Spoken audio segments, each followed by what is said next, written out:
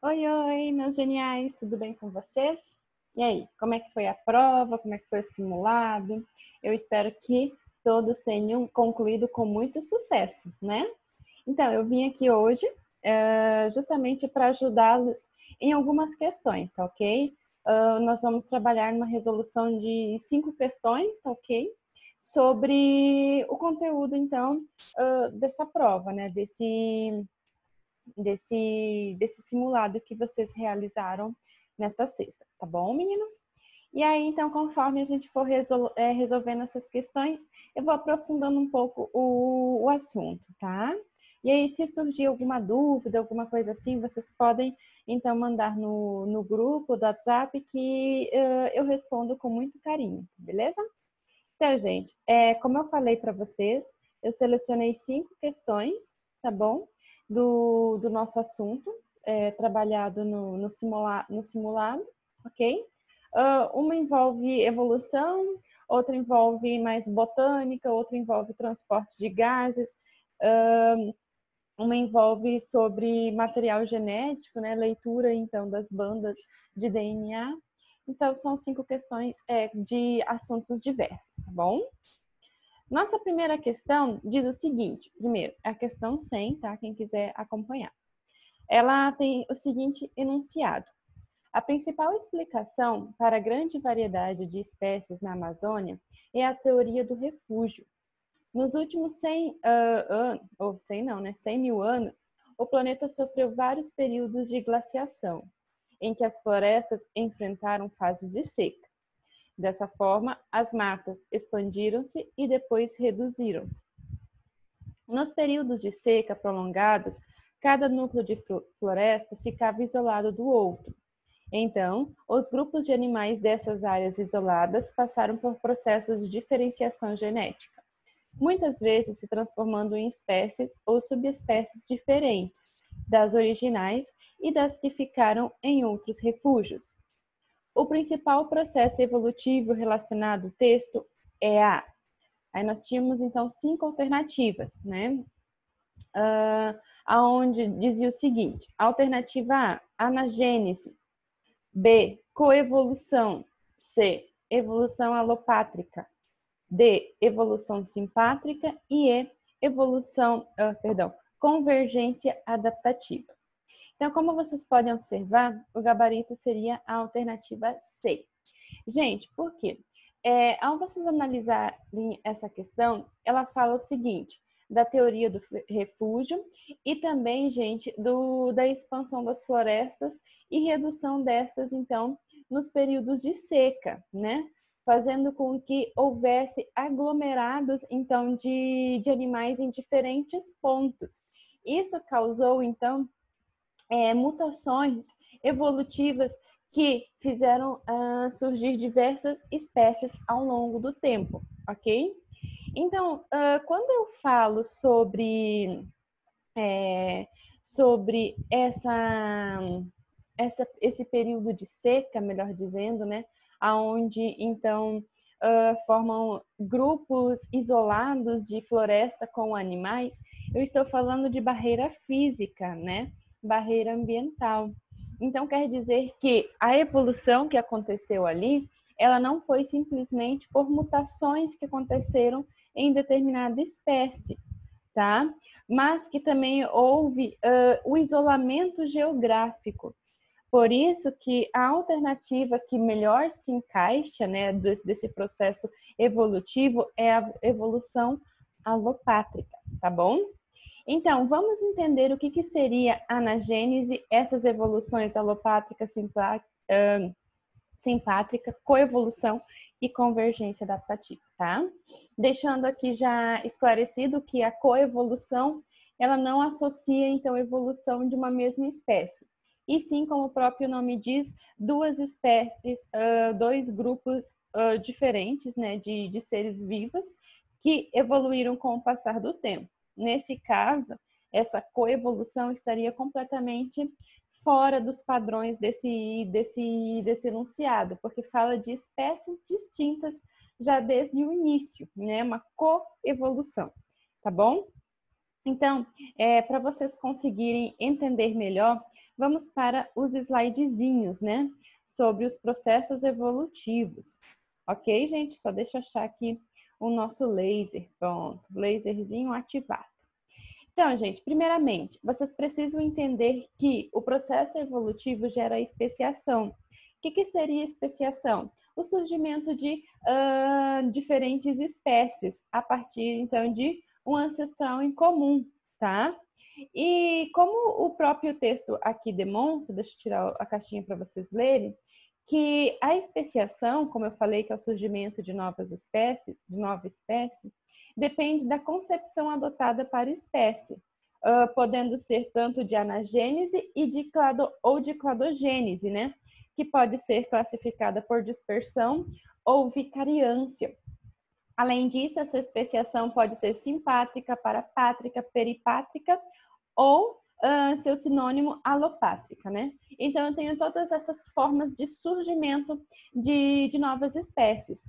Professora, mas as alternativas lá só dizia anagênese, né? Alopátrica e simpátrica, se eu não me engano, deixa eu voltar aqui, é simpátrica. Então, quer dizer que existe todas essas formas possíveis de especiação? Sim, gente, existe, tá ok? Para vocês entenderem, por exemplo, as especiações simpátrica, parapátrica e peripátrica, ou que também recebe sinônimo de alopátrica, vocês precisam entender a diferença de anagênese e cladogênese, tá? Porque essas especiações que eu falei anteriormente, elas podem advir da cladogênese, tá? Não sei se vocês se lembram das árvores genealógicas, né? Ou cladogramas, aonde nós tínhamos os nós, né, os ancestrais em comum. Então, a cladogênese, ela demonstra justamente isso, o surgimento de novas espécies a partir de um ancestral em comum. Só que, gente, nesse caso, vocês precisam entender que vai surgir mais do que uma espécie, ou seja, duas ou mais espécies, que se diferenciam no decorrer do tempo, originando assim, então, permitindo dessa forma surgimento, de diferentes espécies a partir de um ancestral em comum. Normalmente, a cladogênese está relacionada com barreiras físicas, por exemplo, barreiras geográficas, incapacidade de reprodução, tá bom? Então, por isso que eu falei para vocês que entender a especiação simpátrica e as demais é fundamental também entender o processo de cladogênese, tá bom? Então, a cladogênese é o surgimento, olhem só, de duas populações diferentes ou mais, né, que se diferenciaram com o decorrer do tempo, a partir, então, de um ancestral em comum, tá? Normalmente, como eu falei para vocês, isso está muito relacionado com barreira mecânica, barreira, então, geográfica, vamos falar mais bonito, né? Barreiras geográficas, tá? Professora, e a anagênese? A gênese, gente, é muito mais relacionada com mutações daquela espécie durante o processo evolutivo.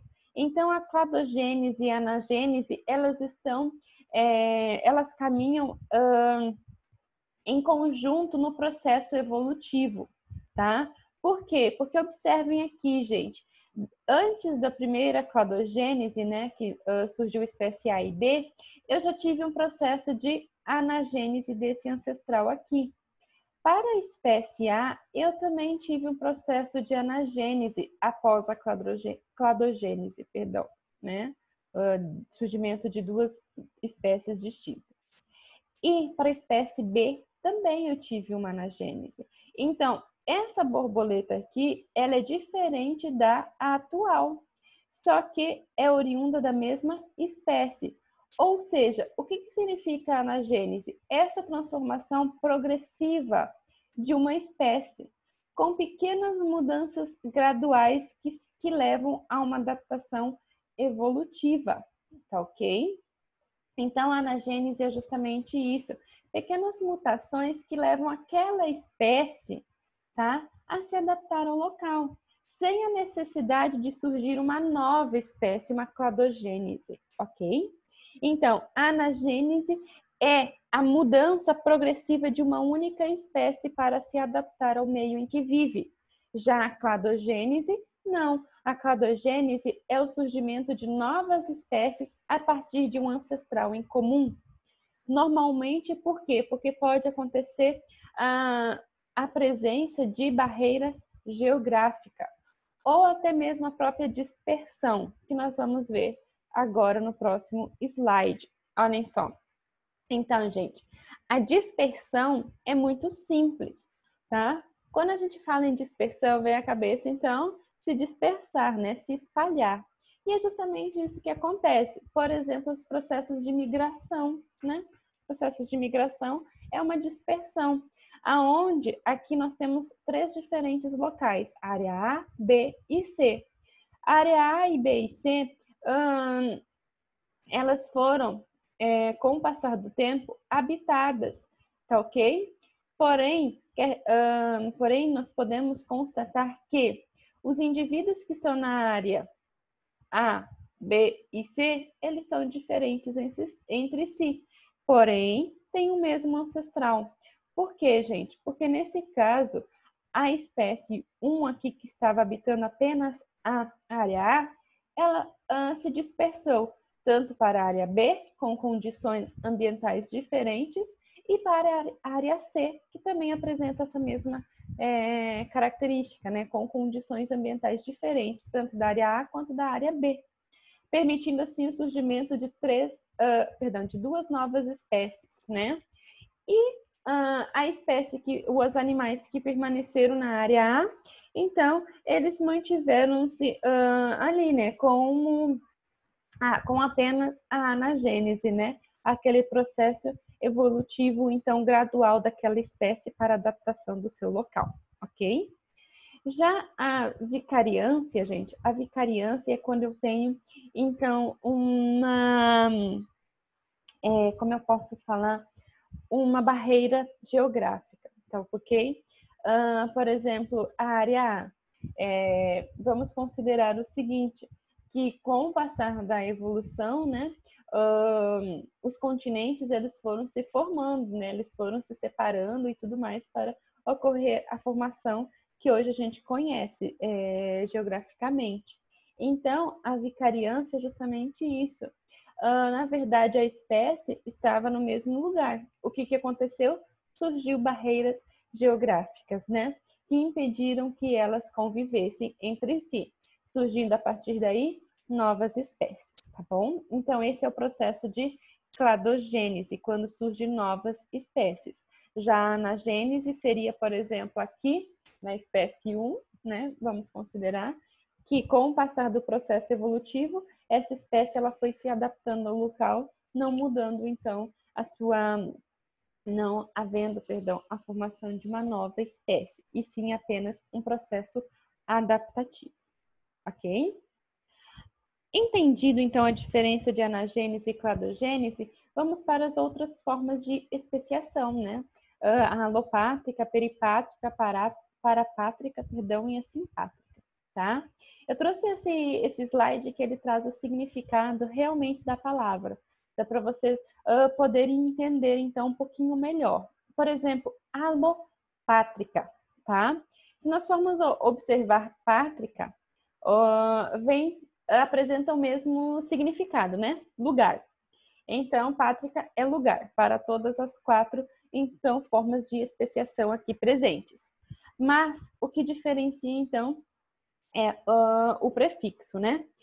Alo seria outro, ou seja, outro lugar. O que seria isso? Significaria que uma mesma espécie foi para outro local e ficaram separadas geograficamente, tá bom? Aí entra muito a cladogênese, a dispersão e vicariância, né? Nesse caso, eles se dispersaram para lugares diferentes, ou houve, e não puderam voltar, né? Ou houve uma barreira geográfica. É a mais comum, né? A alopátrica é a forma mais comum, então, de especiação, tá bom? A outra forma de especiação é a peripátrica, tá?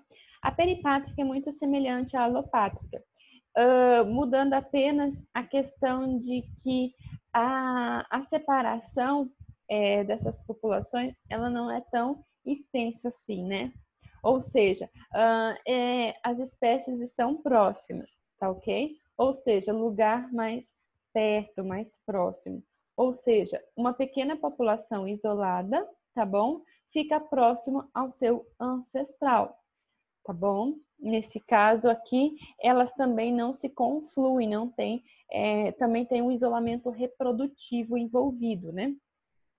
Já para a pátrica, é ao lado, tá? Para é ao lado, ou seja, lugar ao lado. Uma população, então, com distribuição contínua. O que seria isso, gente? Seria que essa determinada população aqui de inseto, agora não me...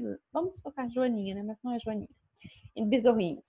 Então, essa população determinada de besorrinhos, elas foram para um nicho diferente, né? Foram para um nicho diferente. E aí, então, houve um processo evolutivo desta espécie que habita esse novo nicho. Só que isso não impede que essas espécies diferentes agora possam, então, cruzar-se, surgindo híbridos, né, que é falado, que apresentam uma capacidade reprodutiva um pouco menor, às vezes até, às vezes não, né? Muitas vezes até estéril, né? Então, nesse caso, gente, a população, as duas espécies agora, elas ainda se reproduzem entre si, surgindo os híbridos, né?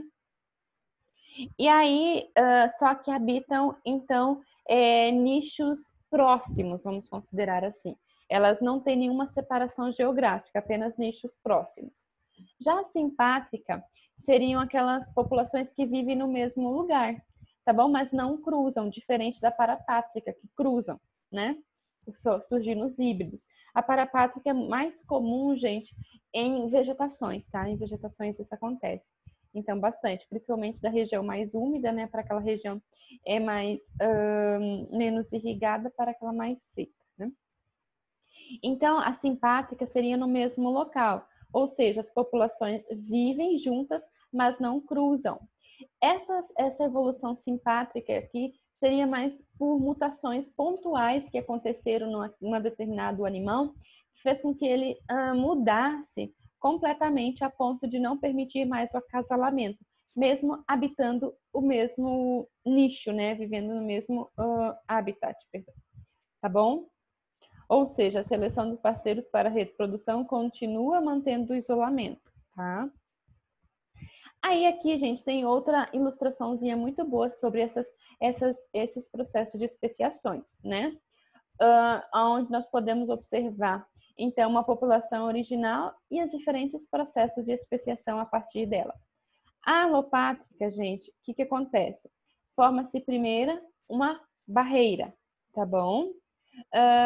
Nesse caso, essa barreira leva a um isolamento reprodutivo, surgindo assim novas espécies, então, distintas após o equilíbrio dessas novas áreas, né? Surgindo duas novas espécies. Então, a primeira tem uma barreira mecânica ou geográfica e depois eu tenho o isolamento reprodutivo, que leva então a mudanças a mudanças anagênicas, né? Que surgem então essas espécies distintas. Já a peripátrica, gente, o que acontece? A peripátrica, aquela espécie, aquela população ancestral, ela entra em um novo habitat, tá ok? Só que um habitat próximo, né? Sem um isolamento geográfico como a alopátrica. Só que esse habitat aqui, ele é isolado, ok?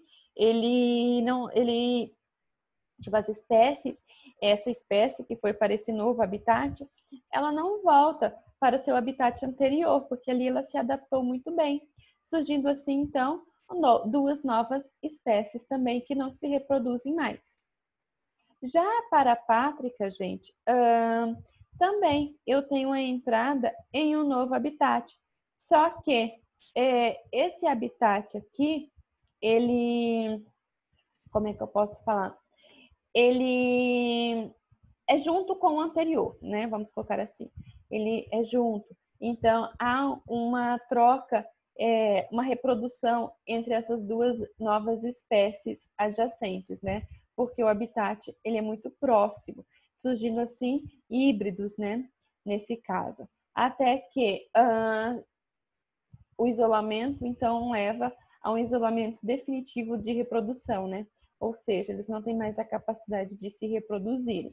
Ou essa reprodução se mantém, só que surgem os híbridos que seriam inférteis, né? Que não mantêm a capacidade de transmissão de descendentes, né?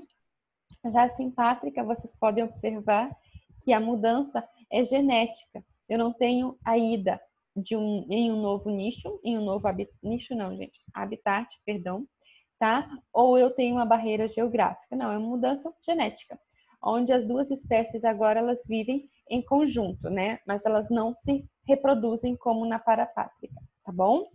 Então, esses seriam os processos de especiação, tanto da anagênese, da cladogênese e da alopátrica, peripátrica, parapátrica e simpátrica, tá? Ainda existe, gente, o processo de convergência e divergência evolutiva.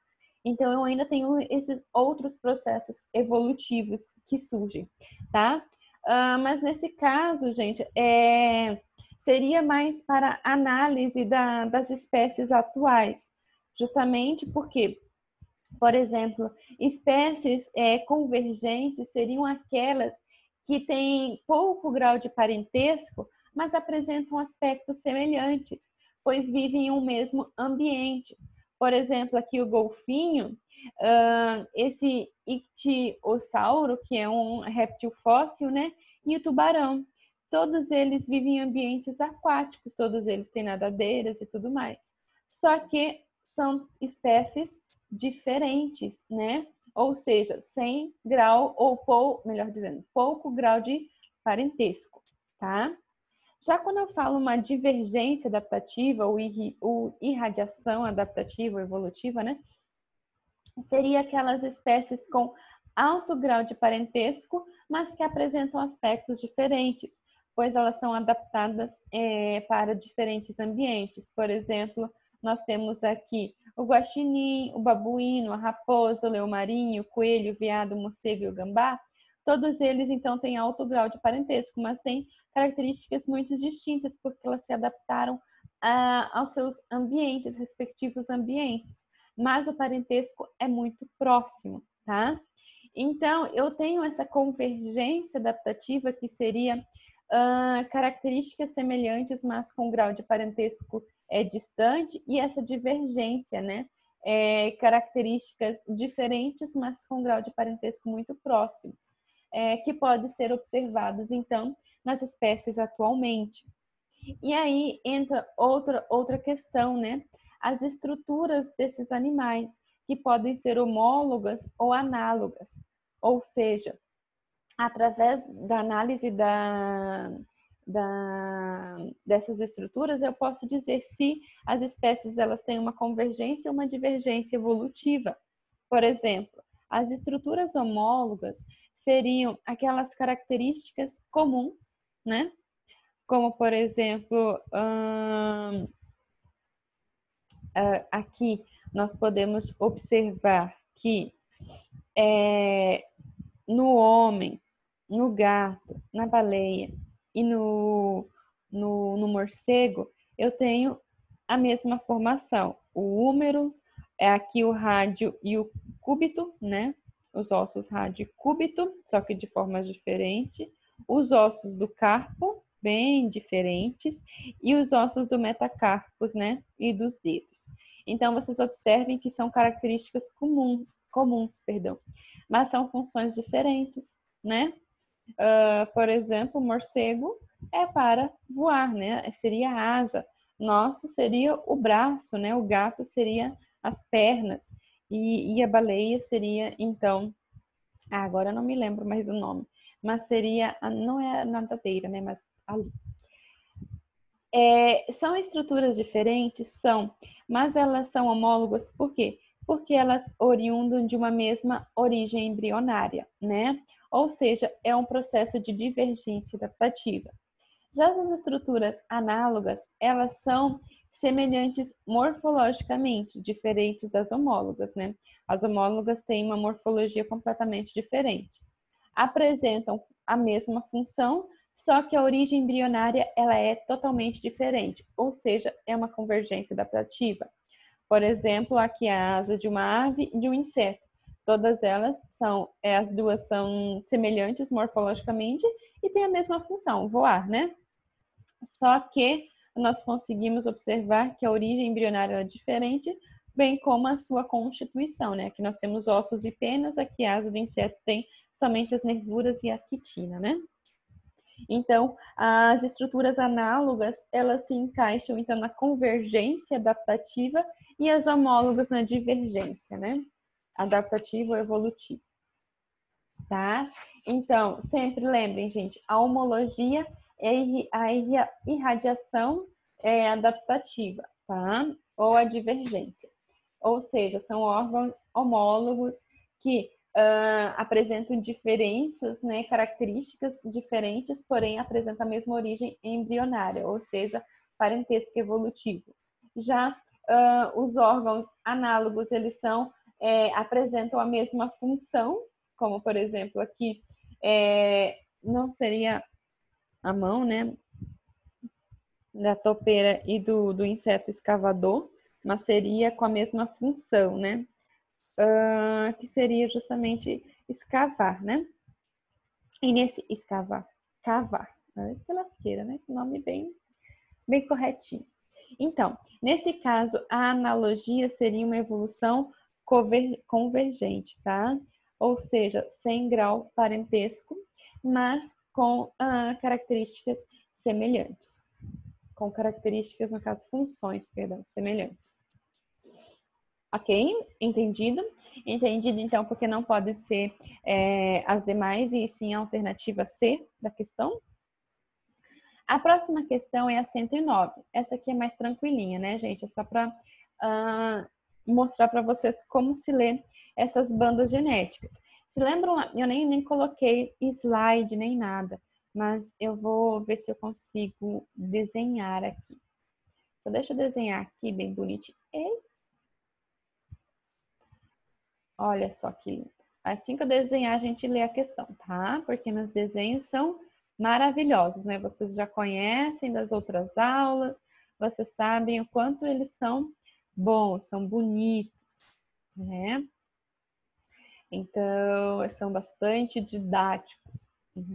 Eu, como desenhista, sou uma ótima professora, não é verdade? Então, gente, olhem só. Questão 109. O que acontece? Qual é o enunciado dessa questão? Um pesquisador observou em uma árvore um ninho de uma espécie de falcão. Apenas um filhote apresentava uma coloração típica de penas de ambos os pais. Foram coletadas amostras de DNA dos pais e filhotes para a caracterização genética dos alelos responsáveis pela coloração das penas. O perfil de bandas obtido para cada indivíduo do ninho para os locos 1 e 2, onde se localizam genes dessa característica, está representado nessa figura aqui. Dos filhotes, qual apresenta a coloração típica de pena dos pais? Então, nós temos 5 filhotes. Filhote 1, 2, 3, 4 e 5 e os pais, né? A mãe e o pai, ok? Aí eu tenho locus 1 e locus 2, aonde eu tenho o alelo A, B, C, D, no locus 1, vamos colocar aqui o verdinho, e o locus 2, E, F, G e H, né? Então, para cada locus eu tenho 4 alelos que permitem características das penas, né? A coloração das penas. Só que no enunciado diz o seguinte, que apenas um dos filhotes, então, apresentava a coloração típica dos pais e que os demais, então, não apresentavam. Em cima dessa análise dessas bandas aqui, o padrão de bandas do material genético, eu posso dizer que o filhote 1 apresenta a coloração típica de penas dos pais, e o 2, o 3, o 4 e o 5 não. É somente vocês lembrarem dos cromossomos homólogos, lá na meiose, né, na formação dos gametas, que para a formação de um embrião, né, para a formação de um embrião, o pai doa metade do seu material genético, 50%, e a mãe doa a outra metade, apresentando assim a formação de cromossomos homólogos. Aqui seria o cromossomo 1, né, que apresenta, então, como é que eu posso falar? Ela apresenta, então, a característica das penas, né, dessas aves, aonde o cromossomo 1, ele tem dois locos, o locus 1, que está em verdinho, e o locus 2, que está em vinho, né? E esse locus, ele pode apresentar até 4 alelos, permitindo, então, uma ampla variedade de cores das penas, tá bom? Só que, gente, se eu recebo 50%, né, do material genético do pai e 50% da mãe, eu não posso, em nenhum momento, ter uma característica diferente. Eu tenho que ter a junção do pai e da mãe. Eu não posso ter um loco que não existe no pai e na mãe, por exemplo, tá bom? Então, vamos olhar os pais. O pai apresenta no locus 1 o alelo B para a coloração e no 2 o alelo E e G. Então, ele apresenta 3 bandas de colorações distintas de penas. Já a mãe, né, a falcoa, ela apresenta a coloração, então, das penas no locus C e também no locus G, que nem o pai. Então, nesse caso, vocês têm que analisar o seguinte, que o G está presente tanto no pai e na mãe, então, obrigatoriamente, ele também tem que estar presente no filho, porque é uma característica em comum de ambos, tá bom? Então, se na homologia, nos cromossomos homólogos, eu tenho 50% da característica materna e 50% da característica paterna, ou seja, eu recebo metade de um cromossomo do pai e a outra, olha que lindo, metade da mãe, significa que eu tenho que receber materiais genéticos do pai, né, não todos, e da mãe. Se o pai tem 3, eu posso receber de 1 a 2, né? Não dá para receber 1,5, por exemplo. Se a mãe tem 1, ela vai doar apenas 1, né? Um único alelo dessa característica, tá bom? Então é só vocês analisarem as bandas, tá? Agora dos filhos. Vamos lá. Vamos considerar, já que nós sabemos que o 1 é o filho que tem ambas as características, vamos considerar o filho 5, o filhote 5, tá? O filhote 5, ele tem o alelo B, ele tem o alelo C e o alelo F. É o F? Não, é o alelo E, tá? Então, gente, olhem só. Nesse caso aqui, nós temos o seguinte. Nós temos, nessa situação, que, vamos lá, o pai doou o alelo B. A mãe doou o alelo. A mãe doou aqui, nesse locus aqui, o alelo C, né? Ok? Até aí tudo bem? Né? Tudo bem, né? Já por sua vez, no locus 2, eu só tenho a doação do alelo E. Então, que significa que a mãe não doou nada nesse alelo? Né? Então, gente, nesse caso aqui, significa que esse filhote 5, ele tem coloração de pena diferente. Você lembra que eu falei para vocês que o G está presente tanto no pai ou na mãe? Então, ele obrigatoriamente ele é enviado para o filho, porque os dois apresentam o mesmo alelo. Então, ele vai naturalmente para o filho. Então, nesse caso aqui, no locus 1, o pai doou 50% e a mãe doou os outros 50%. No locus 2, houve a doação apenas do alelo E. Ou seja, nesse caso aqui, a hipótese de que o filhote 5 não seja desses pais aqui. Por quê? Porque eles têm bandas diferentes, está faltando nesse caso, tá? Porque no locus 2, a mãe não doou nada e isso não pode acontecer, tá bom?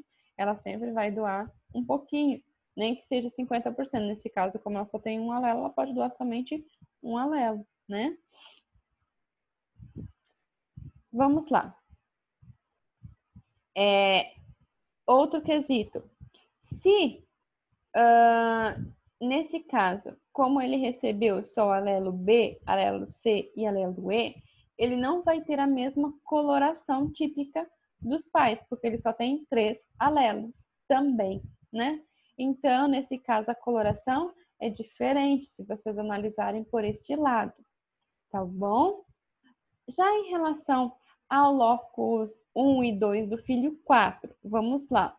Nós temos aqui a doação do B, tá? Nós temos a doação do C e nós temos a doação do G. Obrigatoriamente, nesse caso, o filhote, ele não vai apresentar coloração típica dos pais. Por quê? Porque a ausência da coloração E, né, do presente do alelo E, vamos considerar assim. Então, nesse caso aqui, eu não vou ter a coloração típica da pena dos pais, eu vou ter uma mudança. O 3. O 3 recebe o alelo B e o alelo C, o alelo G e o H. Da onde que vem esse H, se nenhum dos dois tinha? Então, o 3, esse sim a gente pode dizer, tá? Que o filhote 3 não seria do pai. Por quê? Porque o alelo H, no caso, ele não é nem da mãe nem do pai, né? E vamos considerar que nessa situação, o filho, né, ele sempre terá a mãe, né? A gente nunca vai ter outra mãe biológica, né? A gente pode ter qualquer uma mãe afetiva, avó, que a gente pode considerar mãe, mãe adotiva e tudo mais. Mas a biológica sempre será aquela. Então, obrigatoriamente, doa 50% do material. Então, a mãe do loco C e o loco G. O H, então, indica que esse filhote aqui, ele não é do mesmo pai, tá bom? O 2, gente. O 2, nós temos, então, o alelo B, tá? E o alelo E. Nesse caso aqui, o 2, ele é uma intrusão. Por quê? Porque não tem como receber apenas do pai, né? Significa aqui que ele foi um intruso na família, ok? Ele não é nem do pai nem da mãe, é outra mãe que põe os ovinhos ali, tá bom? Já o filhote 1, ele recebeu o B e o C, tá? O E e o G. Ou seja, ele apresentou as colorações típicas apenas dos pais. Então, ele seria o filhote que completaria essa frase. Tá bom, gente? Gente, desculpa. A garganta arranhou.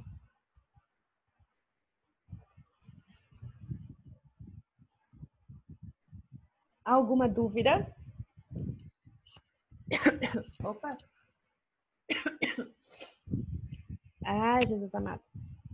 Desculpa, gente. Quando a garganta pega, não adianta.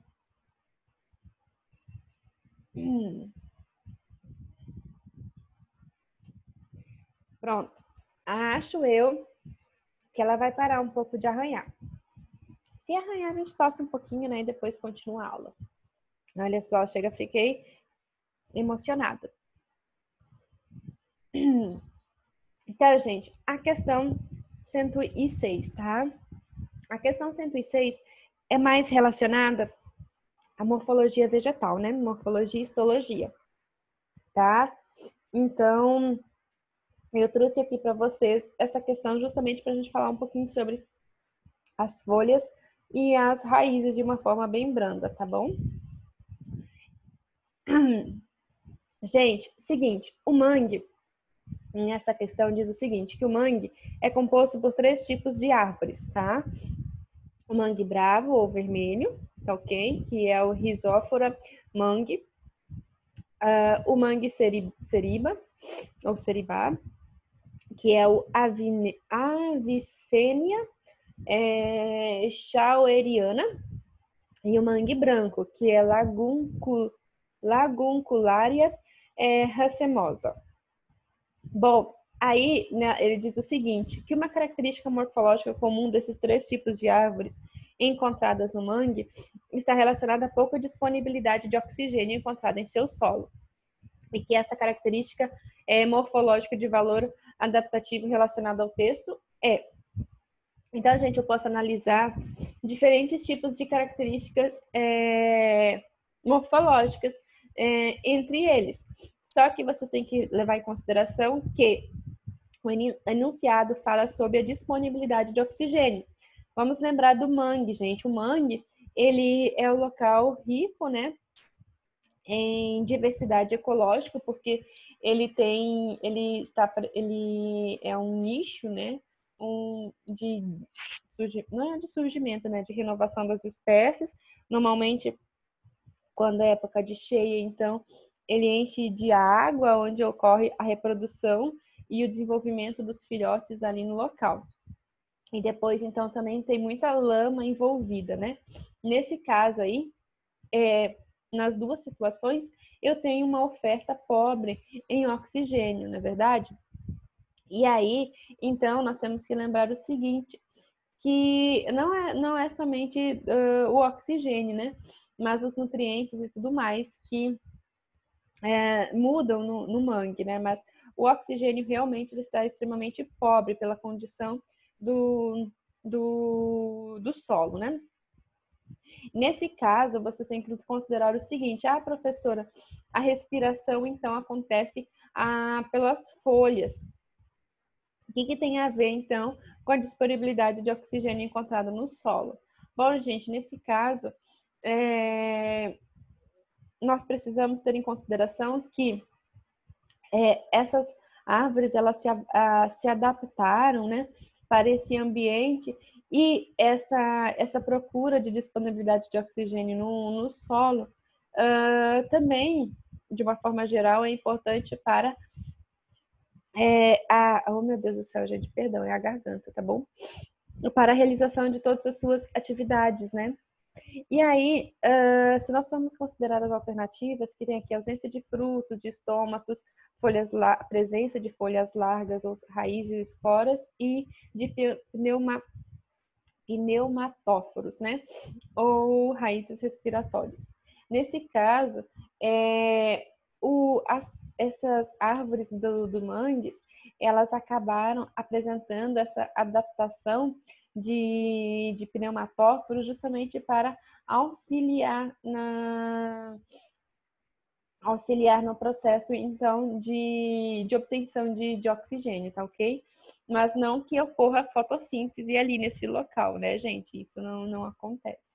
A fotossíntese se dá pela presença da clorofila A e B das folhas, né? Então, se nós formos considerar o fruto, gente, é um processo, então, é um processo não, né? É uma característica das angiospermas, né? Que apresentam flores que depois de fecundados geram os frutos, né? Para propagação das sementes. Então, nesse caso, eu teria uma característica de disseminação da espécie, né? Não, na verdade, relacionada a oxigênio. A ausência de estômatos, então, estômatos nós vamos ver mais adiante, mas está muito relacionado à troca de oxigênio presente nas folhas. As folhas, então, elas ficam no ápice da árvore, né? Fica nos galhos. Então, o fato do solo que ser pobre de oxigênio não interfere, então, nessa presença ou ausência de estômatos. Isso é uma característica, seria uma característica evolutiva das folhas, né? Que estão presentes no ápice, não no chão. Raízes escoras. raízes e esporas estão presentes no mangues, né? Elas são importantes para manter a árvore, então, em pé, né? Que são aquelas raízes mais... aquelas raízes, então, espalhadas, que ficam, então, segurando a árvore para ela não cair, porque é muito denso, muito carregado o solo, né? E aí tem a presença dos pneumatóforos, que são pequenas raízes, são até raízes respiratórias, que permitem, então, a entrada de oxigênio para essas regiões. Importantíssimo, justamente porque o solo, então, ele é muito pobre em oxigênio, né? Então, essa seria a característica adaptativa. Lembrando que os mangues, as árvores dos mangues, eles têm raízes escoras, tem, só que a raiz escora, ela dá justamente apenas suporte para a árvore, não relacionada a essa presença, essa disponibilidade de oxigênio, né? Permitindo que essa disponibilidade de oxigênio seja ampliada pela planta, pelos pneumatóforos, na verdade, que seriam as raízes respiratórias, tá bom?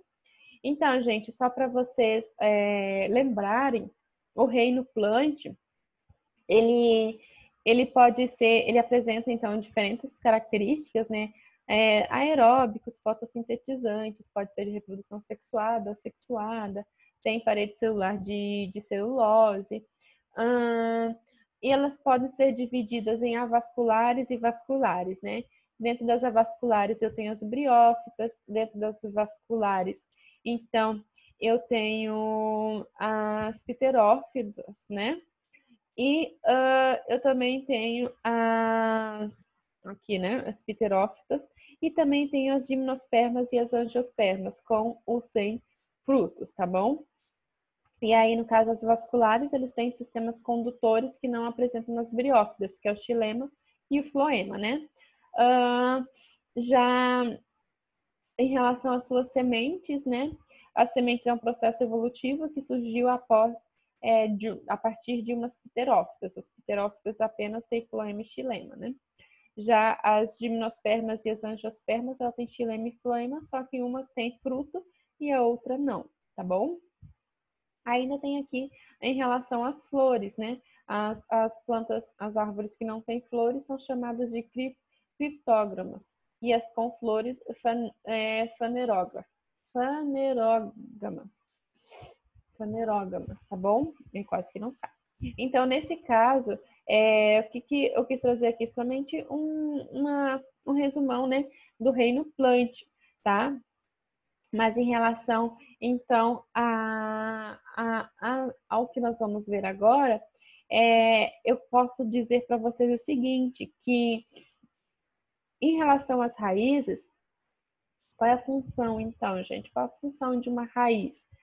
Na verdade, a raiz, ela tem a função de fixar a planta e permitir também a absorção de água e sais minerais. Ela apresenta, então, diferentes divisões, né? Nós temos aquelas raízes secundárias, né, que também permitem a sua sustentação. Tem os pelos absorventes, que permite absorver os nutrientes. E tem a coifa, que é o capuz, então, que protege as células parenquimáticas, ou seja, aquelas células mesenquimais que permitem que a raiz cresça, tá bom? Aí nessa região aqui na zona, então, dos pelos absorventes, por exemplo, eu tenho a zona de maturação celular, né? Permitindo, então, que as células amadureçam e realizem suas funções. Nessa região mais embaixo aqui, antes da coifa, eu tenho de alongamento das células, fazendo com que as raízes estiquem, elas não se dividem mais, porque eu não tenho células mais, não tem células mesenquimais, tá? E a zona de multiplicação está protegida pela coifa, perdão, que é onde tem as células mesenquimais do ápice, né, da região apical da raiz, que a região apical tem como é que ela está voltada para o interior do solo. Não é um menisco, é um negativo. Agora me fugiu o nome, mas tem uma relação ali com o negativo. Como é que é o nome? tropismo negativo, né? Que é tropismo para baixo, ok? Então, gente, sobre o sistema radicular, então, formação das raízes, elas podem ser pivotante, né, ou fasciculado, tá bom? A, pivo, a pivotante é mais característico das eucotiledôneas, né? Ela tem, por exemplo, uma raiz principal e a partir dessa raiz principal tem as ramificações. Já a fasciculada, elas são mais características das plantas monocotiledôneas, tá ok? Aonde as raízes, ela não tem uma raiz principal, e sim raízes finas que se originam, então, diretamente do caule, tá? Então, essa é a diferença desses dois grupos de raízes. Além disso, aí vem os tipos de raízes, as raízes especiais, como, por exemplo, as raízes tuberosas, que são especializadas em armazenar substâncias nutritivas, principalmente o amido, né, como a batata doce, beterraba, cenoura, mandioca, assim por diante, né, batata, não só batata doce, batatinha, todas elas que formam tubérculos, né. Nós temos as raízes respiratórias, que nós estávamos nos falando agora, anteriormente, que são raízes adaptadas a realizar trocas gasosas, né? Não fotossíntese, como eu falei para vocês, e são comum em plantas do mangue, tá ok? Por quê? Porque nesse local, como eu estava falando até no enunciado das questões, é um local pobre em gás oxigênio, porque ele está sempre encharcado, tá? Além disso, nós temos, por exemplo, as raízes sugadoras, onde tem adaptação à extragação, ou melhor dizendo, sugar a seiva da outra planta, ou seja, elas são tipo parasitas, né? As raízes adentram até os vasos condutores da raiz hospedeira e ali sugam a sua seiva, né? Então, nesse caso, são raízes sugadoras, elas são tipo parasitas, como as ervas passarinhos, o cipó-chumbo que está falando aqui, tá? Além disso, gente, nós temos outros tipos de raízes, por exemplo, as adventícias, que surgem do caule ou da folha, né? Eu não tenho a partir do mesênquima, que nem as demais raízes, como, por exemplo, milho, cana-de-açúcar. As tabulares, que são aquelas tábuas enormes, né? Principalmente em árvores maiores, permitindo a sustentação, como, por exemplo, aqui a sumaúma, né? Entre outras. As raízes tuberosas, que eu já falei para vocês, reserva, né? As respiratórias e as sugadoras, nós já falamos, né? E aí tem também as raízes aéreas, permitindo, assim, a absorção de umidade no ar, como, por exemplo, as orquídeas, né? Que tem aquelas, como o próprio nome diz, raízes pelo ar, né? Espalhadas no ar. Bom, né, gente, então, além aqui nós temos outra classificação já de uma forma mais destrinchada das aéreas, não apenas das orquídeas, onde nós temos as raízes estranguladoras, que são adventícias, né, que surgem a partir do caule, não temos uma região mesenquimal própria da raiz, que abraça um outro vegetal e vai estrangulando até matá-lo. As grampiformes, né, também adventícias que fixam as plantas trepadoras, os pneumatóforos, né, que tem o geotropismo e fornece oxigênio às partes, então, submersas, né, que estão abaixo da região de água ou de lama, né. Os austórios, que são aqueles órgãos chupadores, ou seja, aquelas que se nutrem a partir das plantas hospedeiras. As de suporte, tá? Que seria adventícias de uma forma geral. E a tabular, né? Que seriam a ampliação da base da planta, permitindo a estabilidade, principalmente aquelas plantas maiores. Então, aqui nós temos modelos, fotos, né, para vocês visualizarem a diferença. As raízes adventícias, observem que ela surge a partir do caule, não tem uma região mesenquimal. Tuberosas, então, elas são reservas nutritivas.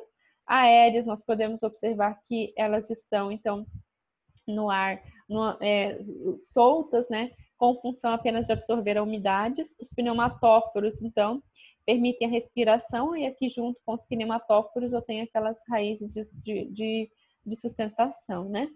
E as tabulares, né, que são raízes em forma de tábuas, que permitem também uma melhor sustentação da planta, tá bom? Em relação à folha, gente, a folha, já por sua vez, ela é importante para a fotossíntese, né? A partir dela, pela presença das clorofilas, é que acontece a fotossíntese, a formação de oxigênio e como é que eu posso? Fixação do CO2, né? Lembrando que os pneumatóforos, né?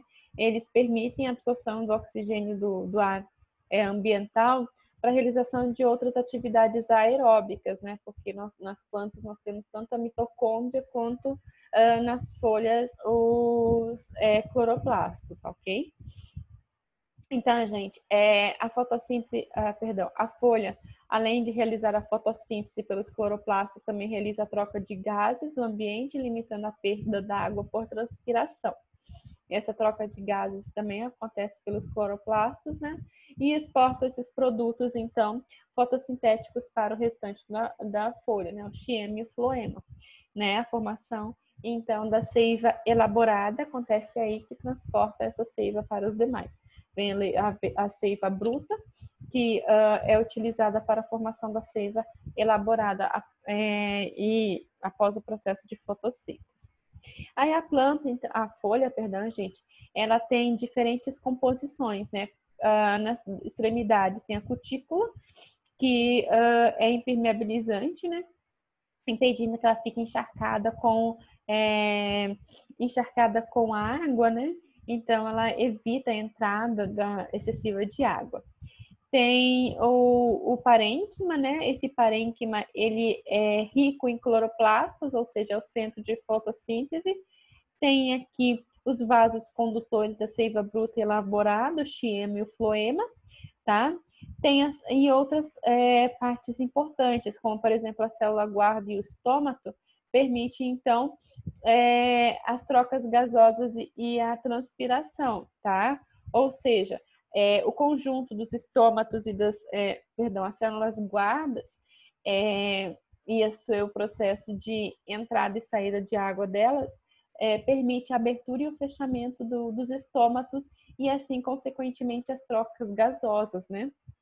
Então, é a partir dali que a planta realiza realiza essa troca de gases pelos estômatos, né? Tanto o CO2 quanto o oxigênio. O oxigênio é liberado e o CO2 é absorvido, né? E aí tem o parênquima também lacunoso, né? Permitindo a difusão dos gases para a planta, né?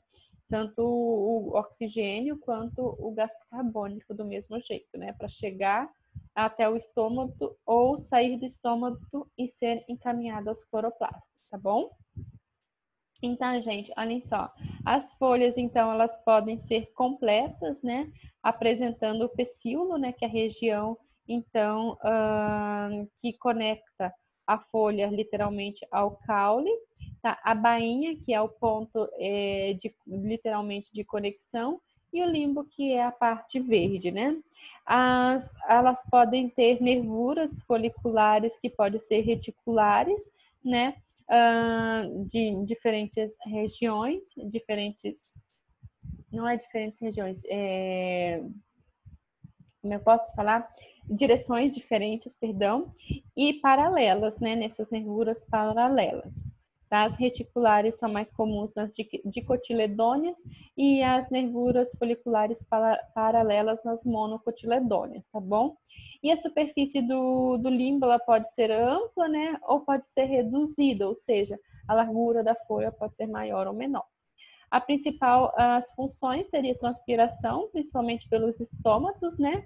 Onde nós temos o fechamento, então, dos estômatos nas horas mais quentes do dia para evitar a transpiração, tá? Evitando a perca d'água. E eles se abrem mais, então, ali no início da manhã e da noite e no final da noite, início da noite, para permitir a absorção de água do ambiente.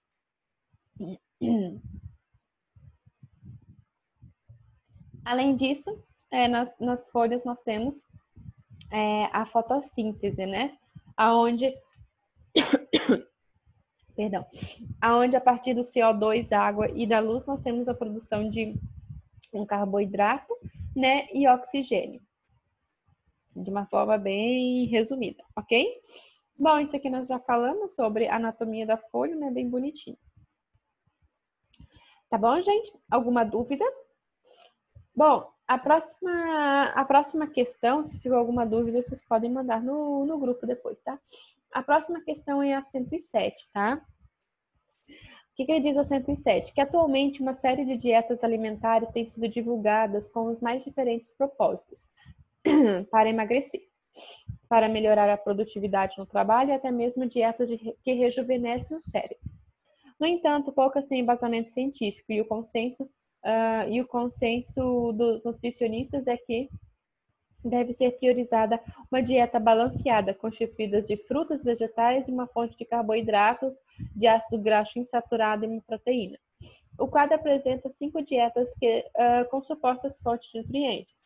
A dieta que relaciona adequadamente as fontes de carboidrato, ácido graxo insaturado e proteína é. Então, nós temos 5 dietas e aí nós temos carboidratos, ácidos graxos e proteínas, né? Bom, gente, aí o azeite de oliva. O azeite de oliva, ele seria um carboidrato? O azeite de oliva, ele seria um ácido graxo, né? Mas um ácido graxo insaturado. Então, nesse caso, o A1 estaria errado já, né? Peixe, gente. Peixe, ele pode ser rico, então, em ômega, né? Que também é um ácido graxo insaturado, mas também é fonte de proteína, tá? E carne de ave seria fonte proteica também. Carboidrato, no 2, carne de ave seria fonte de proteína, então não entra os carboidratos. O mel seria fonte de carboidrato, né? E as nozes seriam mais fonte de ácidos graxos insaturados, né? Que é rico também em ômegas. O 3, então, entre nozes, peixe e mel. O 4 seria o mel, que é fonte rica em carboidrato. O azeite de oliva, que seria rico em ácidos graxos insaturados, ele é líquido, né? E a carne de ave, que seria rico em proteína. Então, a dieta que contém tanto carboidratos, ácidos graxos e proteína seria a 4, tá bom? Então, gente, em relação aos carboidratos, o que nós podemos considerar? Que a principal característica é a principal fonte de energia dos seres vivos, né? Aonde, gente, ele é constituído principalmente com carbono, oxigênio e hidrogênio, tá bom? E eles podem ser polihidroxialdeídos, ou seja, ter um aldeído na sua constituição, né? Ou o grupamento cetona na sua constituição, né? Um oxigênio com dupla ligação junto com a cadeia principal, né? Eles também podem ser monossacarídeos, constituído por um único monômero, disacarídeos ou polissacarídeos. Monossacarídeos, eles são classificados a partir do número de carbonos, por exemplo, triose, pentose, hexose, ou seja, 3, 5 ou 6 carbonos, tá? Disacarídeos, gente, eles são formados a partir de 2 carboidratos, né? 2 monômeros, perdão. E o polissacarídeos são formados por vários monômeros. E aí, gente, nós temos aqui os principais, os mais conhecidos, monossacarídeos, disacarídeos e polissacarídeos, tá bom? Entre os principais monossacarídeos, nós temos a ribose e a desoxirribose, que são constituídos de 5 carbonos, ou seja, uma pentose, onde a principal característica, então, é a estruturação dos ácidos nucleicos, a ribose do RNA e a desoxirribose do DNA. Aí nós temos aqui a glicose, a frutose e a galactose, que são os principais monossacarídeos constituídos de 6 carbonos, ou seja, hexose, tá? Todas elas, então, têm função energética, tá bom? Aonde, gente, a principal é a glicose, que é produzida, é o principal, não é o único, né? Mas é o principal produto, então, da fotossíntese, né? Então, como eu falei, todas elas têm 6 carbonos e são utilizadas como fonte energética. Já os disacarídeos mais comuns são a maltose, lactose e sacarose. A maltose é a união de duas glicoses, tá? A lactose é a união da glicose mais a galactose e a sacarose da glicose e frutose. Vejam que esses disacarídeos também têm função energética, justamente porque essas hexoses também têm função energética. Mas a maltose, então, ela é mais proveniente, por exemplo, da cevada, dos amidos, né? Já a lactose é mais proveniente de laticínios, né? Do leite, derivados do leite. E a sacarose, então, mais de frutas, ok? Bom, em relação aos polissacarídeos, nós temos o amido, o glicogênio, que são reservas energéticas. O amido é reserva energética dos vegetais e o glicogênio é reserva energética dos animais, tá bom? Armazenado principalmente no fígado e no tecido muscular. Aí nós temos a celulose e a quitina, que são estruturais, tá bom? A celulose forma a parede celular dos vegetais e a quitina, ela forma a parede celular dos fungos e também dos exoesqueletos dos artrópodes, tá? Em relação aos lipídios, gente, os lipídios, eles são fontes energéticas? São, mas eles são muito mais relacionados com reservas energéticas. Por quê? Porque eles são ricos em energia e podem ser armazenados em grandes quantidades em um pequeno espaço, porque eles são hidrofóbicos, né? Eles têm pavor de água, então eles se juntam, tá? São moléculas insolúveis em água, são hidrofóbicos, por isso são as principais reservas energéticas, mas são solúveis em solventes orgânicos, tá bom? Né? Eles podem, nós podemos ter diferentes tipos de lipídios, como os glicerídeos, fosfolipídios, os cerídeos, os esteroides e os carotenoides, por exemplo. Os glicídios, eles podem ser saturados e insaturados, sendo que o principal mais conhecido é o triglicerídeo, que são 3 moléculas de ácidos graxos ligados, então, a um glicerol, podendo ser tanto insaturado, como mostramos aqui, quanto saturado. Saturado é quando as cadeias dos ácidos graxos, elas são simples, né? Não tem duplas ligações entre os carbonos. Já os insaturados é quando eu tenho duplas ligações, seja apenas em um ácido graxo ou mais do que um ácido graxo, permitindo que, em temperatura ambiente, esses glicerídeos, né, eles fiquem oleosos, né? E o ácido graxo saturado, ele fica mais na forma gordurosa, tá? E esses glicerídeos, então, eles são reservas energéticas. Depois nós temos os fosfolipídios. Os fosfolipídios, eles são anfipáticos, ele tem uma cabeça polar hidrofílica que permite contato com a água e uma cauda apolar hidrofóbica, né? Então, os fosfolipídios são anfipáticos. Justamente por essas características, eles estão amplamente distribuídos nas membranas. São os principais lipídios de membrana. Lembrando que nas células animais, então, eu tenho o colesterol também como um outro lipídio proveniente da membrana celular, tá? Já os cerídeos, gente, eles são ácidos graxos, são lipídios que contêm na sua constituição um álcool, né, mais 3 carbonos e um ácido graxo maior. Eles são mais impermeabilizantes, como a cera, a cutícula e o cerúmen, né? A cutícula seria até a da folha que a gente falou, né, que tem as cutículas impermeabilizantes. Justamente é um tipo de lipídio que impede a entrada da água, ou seja, eles são hidrofóbicos. Aí tem os esteroides provenientes do colesterol, né? O colesterol, então, ele está, como eu falei para vocês, presente nas membranas das células animais e ele é precursor de diversos hormônios, tanto hormônios sexuais quanto outros hormônios, como aldosterona e cortisol. Além disso, nós temos as lipoproteínas LDL e HDL que transportam o colesterol. Bom colesterol e ruim colesterol. Hoje Deus livra e logo Deus leva, né? Se alguém quiser lembrar a diferença. O HDL transporta o colesterol dos tecidos para o fígado para ser eliminado e o LDL leva do fígado para os tecidos, tá bom?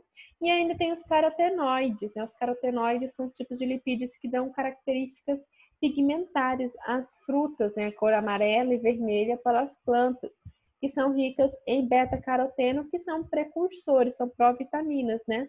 Esse beta-caroteno é provitamina A, ou seja, precursor da vitamina A ou retinol, que também é chamada, tá?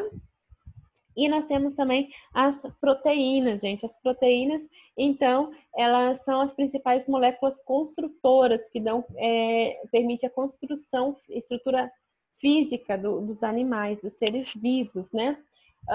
Elas são formadas por vários aminoácidos unidos por ligações peptídicas, tá bom? E esses aminoácidos, então, eles apresentam um carbono ligado a um grupo amina, no amino, e um grupo carboxila do ácido, e um radical. E esse radical, então, é que identifica os diferentes aminoácidos, né? Que nós temos, então, classificados 20 tipos diferentes de aminoácidos, que podem ser naturais ou essenciais. E aí tem livros que trabalham com aminoácidos semi-essenciais. Os aminoácidos naturais, então, são aqueles produzidos pelo corpo, né? Então, a gente não precisa ter um aporte nutricional oriundo da nossa alimentação. Já os essenciais, eles não são produzidos pelo corpo, precisam ser obtidos pela alimentação. E os semi-essenciais, eles são produzidos pelo nosso organismo em quantidades mínimas, necessitando também ser obtidos por alimentação, tá? Ainda nós temos as estruturas das proteínas, né? Nós já sabemos que as proteínas são unidas, são formadas por vários aminoácidos através de ligações peptídicas. E aí, então, essas proteínas, elas têm 4 diferentes estruturas, as primárias, secundárias e a terciária, e quaternária. A quaternária não interfere na função, não interfere na proteína, e sim uma característica adicional. A estrutura primária, ela lembra mais um colar de pérolas. Por quê? Porque a estrutura primária é a sequência de aminoácidos mantidas por ligações estáveis, muito difíceis de serem quebradas por um processo de desnaturação. Então, normalmente, a desnaturação quebra as estruturas quaternárias, terciárias e secundárias, mas as primárias é muito difícil, né? Precisa de reagentes extremamente fortes, né? Ou até, melhor dizendo, precisa mais de detergentes enzimáticos, né? Que quebram essas ligações peptídicas, tá bom? Já as estruturas secundárias e terciárias são ligações, né, instáveis, ok? Que já dão a forma mais tridimensional da proteína. A secundária normalmente forma folhas beta e alfa-hélice, né? Que seriam atrações químicas entre aminoácidos próximos. Já a terciária seria atrações entre aminoácidos distantes, né? Então geram essas alças de contorções, né? Dando uma formação mais tridimensional realmente para a proteína. Normalmente, uma proteína ela vai até a estrutura terciária. Uma estrutura quaternária, normalmente é quando eu tenho mais do que uma proteína envolvida. Ela pode ser uma mesma proteína, por exemplo, a hemoglobina. A hemoglobina são 4